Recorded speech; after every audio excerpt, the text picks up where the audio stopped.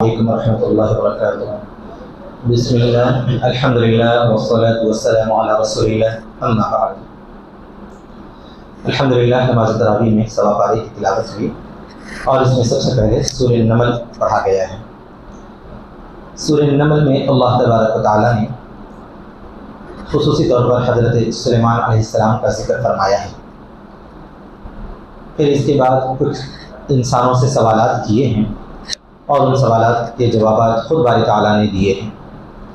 نوح علیہ السلام کے قصے میں حضرت سلیمان علیہ السلام کے قصے میں یہ بتایا گیا ہے کہ اللہ تعالیٰ نے ان کو بہت بڑی سلطنت سے نوازا تھا۔ اتنی بڑی بادشاہت تھی کہ دنیا میں اتنی بڑی بادشاہت کسی کو نہیں ملی۔ عام طور پر انسانوں میں جو بادشاہ ہوئے ہیں وہ تو انسانوں ہی پر حکومت کرتے ہیں، لیکن سلیمان علیہ السلام کی حکومت تو ہوا پر بھی تھی، سلیمان علیہ السلام کی حکومت تو جانوروں پر بھی تھی، جنات پر بھی تھی۔ اس کا ذکر فرمایا اور یہ بھی بیان فرمایا کہ انہوں نے سبا کے علاقے سے ملک سبا کا تخت منگایا اور اللہ تبارک و تعالیٰ نے ان کو جو بادشاہت کی صلاحیت سے نوازا تھا اور ان کی جو ظاہری شان و شوکت اور طاقت تھی، اسی کے بل بوتے پر اللہ تبارک و تعالیٰ نے مختلف علاقوں کو ان کے ماتحت کیا۔ ہدہد نامی ایک پرندہ بھی ان کی سلطنت میں شامل تھا، یہ ان کے درباریوں میں سے تھا۔ ایک دن تاخیر سے حاضر ہوا تو سلیمان علیہ السلام نے اس سے پوچھا کہ تو نے تاخیر کیوں کی؟ تو اس نے جواب میں کہا کہ میں نے ایک جگہ دیکھا ہے کہ وہاں لوگ جو ہے سورج کی پرستش کرتے ہیں۔ سلیمان علیہ السلام نے اس کو خط دے کر بھیجایا اور کہا کہ جا یہ خط وہاں پر چھوڑ کر آ، اگر تو سچ کہہ رہا ہے تو اس کا بھی پتہ چل جائے گا کہ وہاں سے جواب کیا آتا ہے۔ اس خط کے اندر صرف 2 الفاظ لکھے ہوئے تھے، وہ بہت بڑا پیغام ہم کو دیتے ہیں۔ اس خط میں لکھا ہوا تھا انہ من سلیمان و انہ بسم اللہ الرحمن الرحیم اللہ تعالی علیہ واتونی مسلمین، کہ دیکھو یہ سلیمان کی جانب سے خط ہے، اللہ کے نام سے شروع کرتا ہوں جو بہت مہربان ہے، رحم والا ہے، اور تم میرے سامنے تکبر مت کرو اور فرما بردار ہو کر حاضر ہو جاؤ۔ یہ حضرت سلیمان علیہ السلام کا ملک سبا کو، یعنی سبا کی جو ملکہ تھی خاتون بادشاہ، اس کو جو ہے اللہ تبارک تعالیٰ کی جانب سے سلیمان علیہ السلام نے خط بھیجا کہ تم اللہ پر ایمان لے آؤ، مسلمان ہو کر میرے سامنے حاضر ہو جاؤ۔ اس سے یہ پیغام ہم کو ملتا ہے کہ دعوت کے انداز الگ الگ انبیاء کے الگ الگ رہے ہیں۔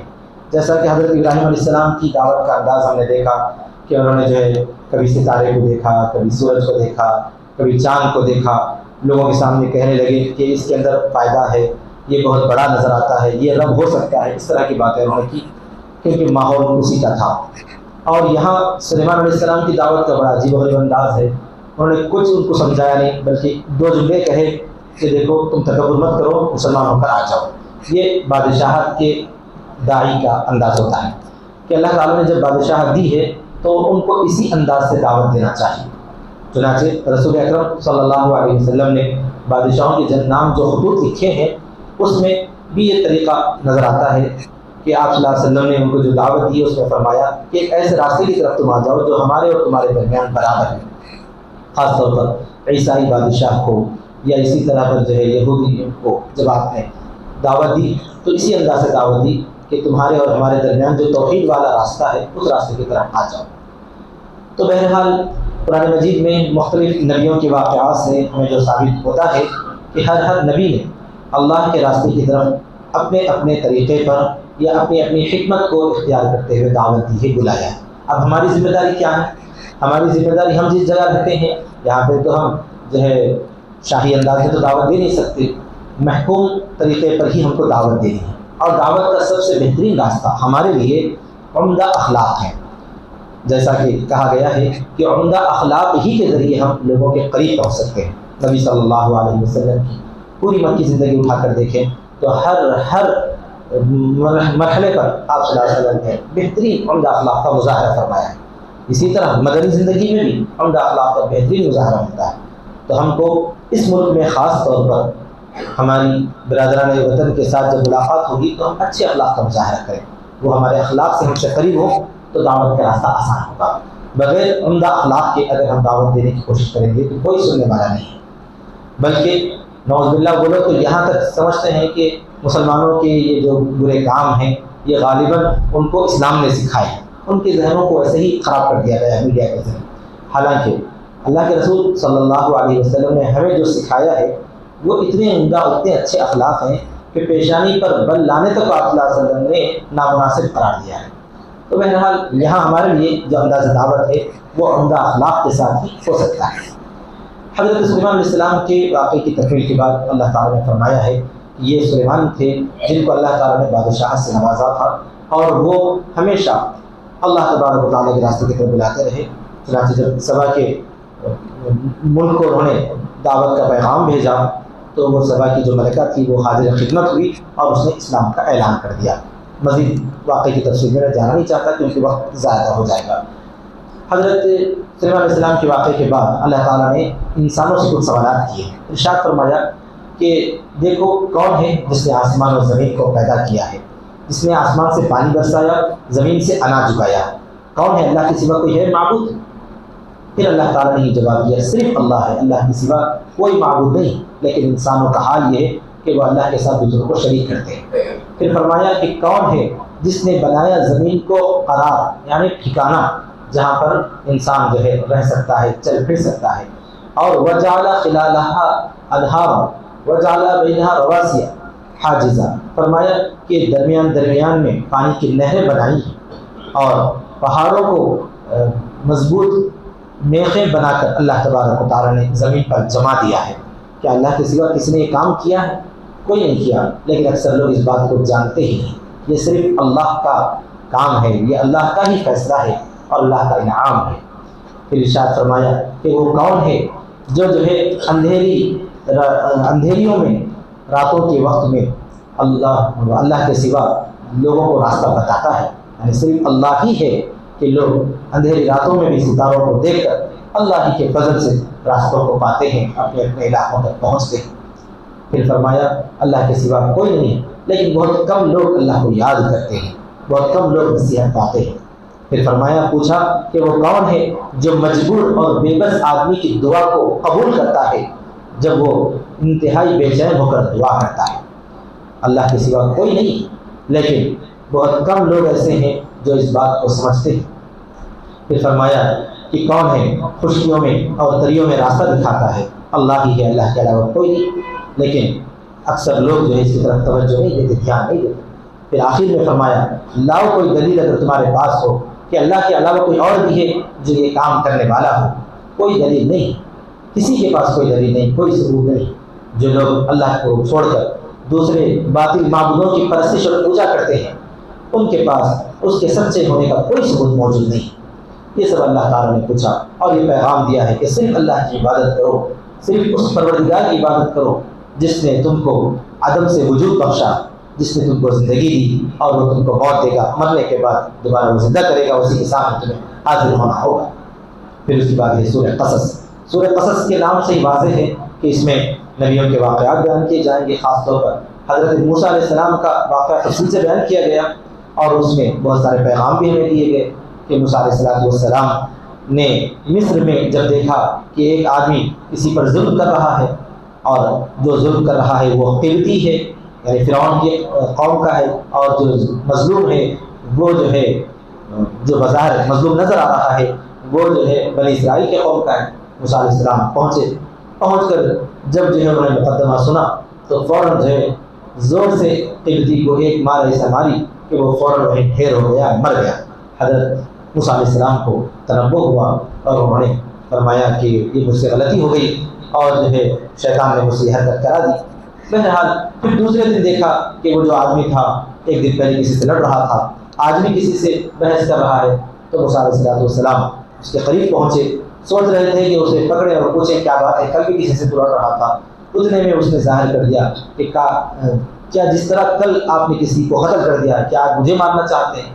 یہ کہتے ہی موسیٰ علیہ السلام کے اس معاملے کا راز فاش ہو گیا، اور لوگوں نے موسیٰ علیہ السلام کو پکڑنے کی کوشش اور فکر کی، یہاں تک کہ وہ وہاں سے ایک اچھے آدمی کے مشورے سے روانہ ہو گئے۔ شعیب علیہ السلام کے پاس مدائن پہنچے وہاں پہنچ کر انہوں نے کچھ مدد وغیرہ کی، اور جو بچیاں جو ہے شعیب علیہ السلام کی بیٹیاں پانی بھرنے کی کوشش کر رہی تھی، قصہ مختصر ہے کہ مدد کے بعد حضرت شعیب علیہ السلام سے انہوں نے اپنا واقعہ سنایا کہ میں اس طرح یہاں پر پہنچا ہوں۔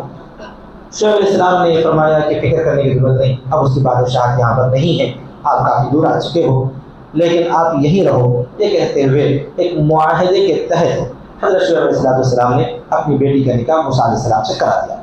اس پورے واقعے کے اندر ہمیں جو پیغام ملتا ہے وہ یہ ہے کہ جو ہے اللہ تعالیٰ نے یہاں موسیٰ علیہ السلام کے واقعے میں تنبیہ کی ہے کہ کوئی بھی فیصلہ کرنے سے پہلے محتاط رہیں اور جلد بازی میں فیصلہ نہ کیا جائے۔ چنانچہ حضرت موسیٰ علیہ السلام نے پہلے فیصلہ کر دیا تھا، بعد میں اس کا تنبؤ ہوا۔ آدمی بھی وقتاً فوقتاً کبھی کبھار اس طرح کر دیتا ہے، بعد میں احساس ہوتا ہے، جب تک کچھ نقصان ہو چلا جاتا ہے۔ پھر اس کے بعد دوسرا واقعہ یہ ہے کہ موسیٰ علیہ السلام نے پہنچ کر کسی کی مدد کی، تعاون کیا۔ تو ہر انسان کے دل میں یہ جذبات ہونا چاہیے کہ جب کوئی ضرورت مند ہو تو چاہے وہ کتنا بے بس ہو، مجبور ہو، دوسرے کی مدد کے لیے آگے بڑھنے کی فکر کرے، کوشش کرے، جیسا کہ موسیٰ علیہ السلام کی یہ ترغیب تھی۔ اسی طرح حضرت شعیب علیہ السلام سے جب ان کی بات چیت ہوئی تو انہوں نے ایک معاہدہ کیا۔ معاہدہ یہ کہ میں اپنی بیٹی کا نکاح آپ سے کرا دوں گا، شرط یہ ہے کہ آپ میرے پاس 8 یا 10 سال کام کریں۔ اس سے معلوم ہوتا ہے کہ چاہے جو ہے کتنا ہی قریبی معاملہ ہو، لیکن جب معاہدے کی بات آتی ہے تو باضابطہ معاہدہ ہونا چاہیے۔